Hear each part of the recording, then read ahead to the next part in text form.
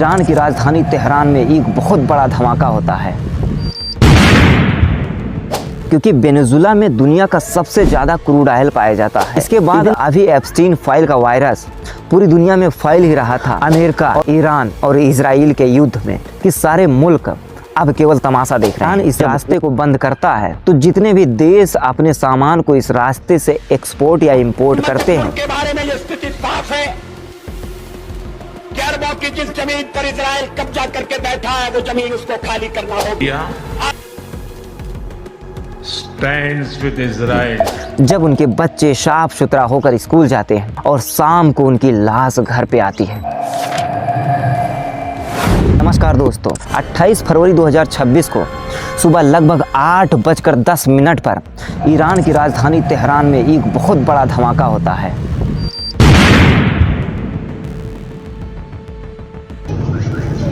ये धमाका इतना खौफनाक था कि ईरान की supreme leader Ayatollah Ali Khamenei के साथ साथ उनकी बेटी, दामाद और एक छोटी सी नवासी इस धमाके में मारे जाते हैं। Ayatollah Ali Khamenei is dead. इसके अलावा कुछ सीनियर्स ऑफिसर्स और बड़े नेताओं को अपनी जिंदगी गंवानी पड़ती है।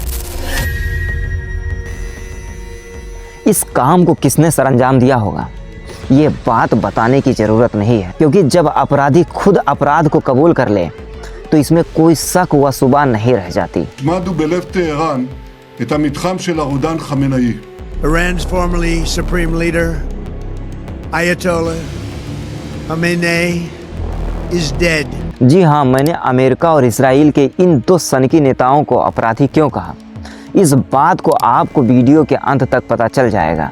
अमेरिका की बेशर्मी की ताकत का पता आप इस बात से लगा सकते हैं कि वो जब चाहे, जिसे चाहे, जहां चाहे वहीं पर उसे मार सकता है। अमेरिका केवल इस दुनिया में अपनी मनमानी करना चाहता है। अभी कुछ दिन पहले वेनेजुला के प्रेसिडेंट और उनकी बीवी को उनके ही देश से उठवा लेता है और उन पर इलीगल चार्ज लगाकर उनको जेल में डाल देता है। एक्चुअल में अमेरिका ने ऐसा इसलिए किया क्योंकि वेनेजुला में दुनिया का सबसे ज़्यादा क्रूड ऑयल पाया जाता है। इवन सऊदी अरबिया और ईरान से ज़्यादा कच्चा तेल वेनेजुला में पाया जाता है। लगभग 303 बिलियन बैरल से ज़्यादा तेल इस देश के पास मौजूद था। ऐसे ही अमेरिका ने ग्रीनलैंड को भी अल्टीमेट दे चुका है कि वह जल्द से जल्द अपने को अमेरिका के हाथों सरेंडर कर दे, नहीं तो अमेरिकन मिलिट्री फोर्स ग्रीनलैंड को कब्जा करने के लिए किसी भी हद तक जा सकती है। ये अल्टीमेट अमेरिका के राष्ट्रपति डोनाल्ड ट्रंप देते हैं।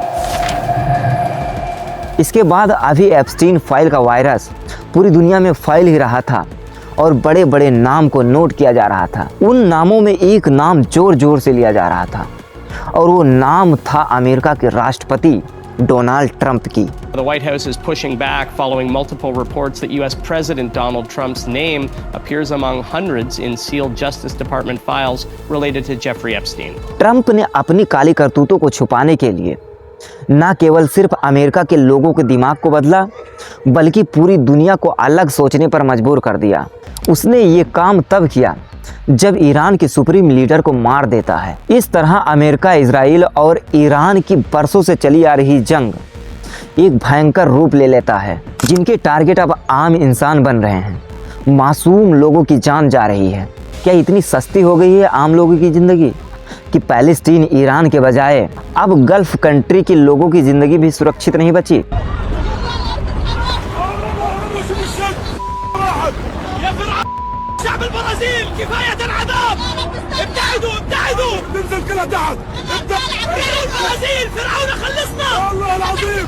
अमेरिका जैसे सुपर पावर की नज़र में अब आम इंसान की जान की कीमत किसी कूड़े कचरे के बराबर हो गई है। अमेरिका ने अपनी अपराधों की पराकाष्ठा को पार करते हुए ईरान की एक गर्ल्स स्कूल पर मिसाइल दागी, जिसमें 160 से ज़्यादा नाबालिग बच्चियों की जान गई। ऐसे पेरेंट्स के दिलों पर क्या बीती होगी जब उनके बच्चे साफ सुथरा होकर स्कूल जाते हैं और शाम को उनकी लाश घर पे आती है।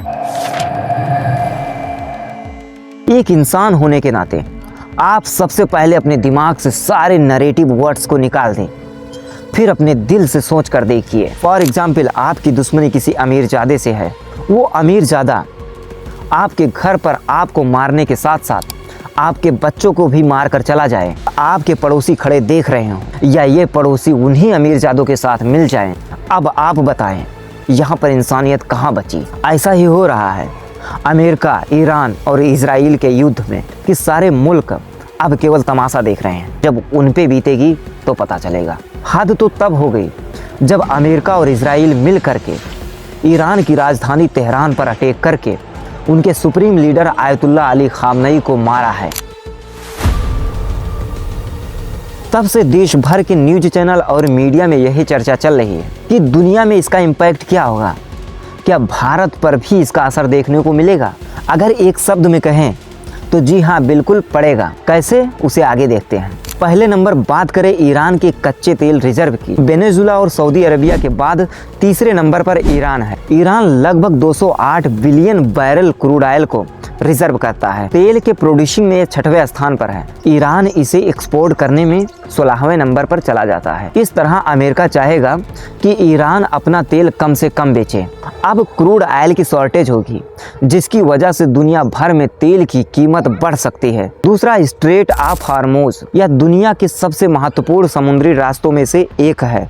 अगर ईरान इस रास्ते को बंद करता है तो जितने भी देश अपने सामान को इस रास्ते से एक्सपोर्ट या इंपोर्ट करते हैं उनमें बहुत ज्यादा अनस्टेबिलिटी दिखाई देगी। Attention all ships, attention all ships, attention all ships. No ship in every type is not allowed to pass from Strait of Hormuz. क्योंकि जितने भी मिडिल ईस्ट की कंट्री हैं वहाँ से अपना 20% से ज़्यादा तेल इन्हीं रास्तों से होकर सप्लाई करती हैं। इसका खामियाजा भारत को भी चुकाना पड़ सकता है।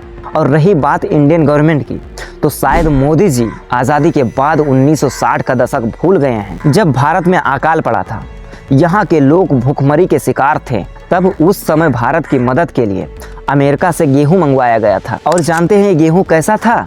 ये गेहूं इतने सड़े गले थे कि आज के जानवर भी इसे न खाते। और उसने एहसान करके ये गेहूं हम लोगों को दिया था। ये तो शुक्र है डॉक्टर एम.एस. स्वामीनाथन का, जिन्होंने भारत में ग्रीन रिवॉल्यूशन लाया। इसके बाद साल 1971 में जब भारत और पाकिस्तान के बीच युद्ध चल रहा था, तब अमेरिका और ब्रिटेन ने पाकिस्तान का साथ दिया। अमेरिका ने पाकिस्तान की मदद के लिए अपनी 7वीं नौसेना का बेड़ा बंगाल की खाड़ी में भेजा, लेकिन इसके काउंटर अटैक के लिए सोवियत यूनियन ने भारत का साथ दिया था। सोवियत यूनियन जो आज का रूस है, इसने अपनी नौसेना और सबमरीन को भेजकर भारत की काफ़ी मदद की थी।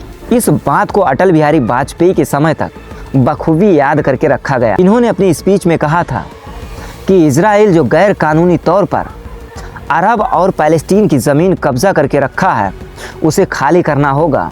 मध्य पूर्व के बारे में यह स्थिति साफ है कि अरबों की जिस जमीन पर इजराइल कब्जा करके बैठा है, वो जमीन उसको खाली करना होगी। आक्रमणकारी आक्रमण के फलों का उपभोग करे, ये हमें अपने संबंध में स्वीकार नहीं है। तो जो नियम हम पर लागू है वो औरों पर भी लागू होगा।